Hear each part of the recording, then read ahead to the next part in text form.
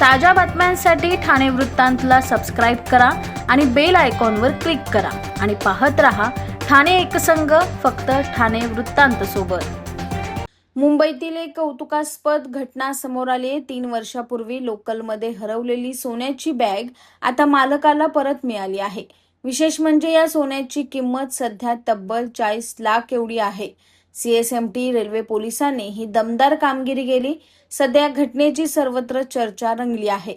मिळालेल्या माहितीनुसार 2 सप्टेंबर 2023 रोजी कामावर जाताना गाडीत विसरलेली 272 ग्रॅम आणि सुमारे 12,15,000 रुपये किमतीचं सोनं असलेली बॅग सीएसएमटी रेल्वे पोलिसांनी शोधून मूळ मालकाला परत केली आहे।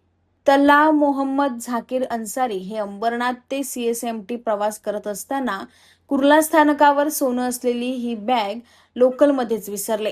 त्यानंतर अज्ञात व्यक्तीने ती चोरल्याची तक्रार सीएसएमटी रेल्वे पोलीस ठाण्यात दाखल झाली होती।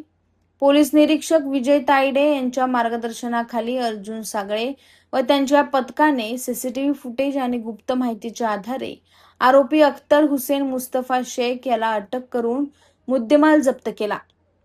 वरिष्ठ पोलीस निरीक्षक संभाजी कटारे यांच्या पाठपुराव्यामुळे न्यायालयाने 31 जुलै 2026 रोजी मुद्देमाल मूळ मालकाला परत करण्याचे आदेश दिलेत। पोलीस आयुक्त राकेश कलासागर यांच्या सूचनेनुसार ही कारवाई करण्यात आली आहे।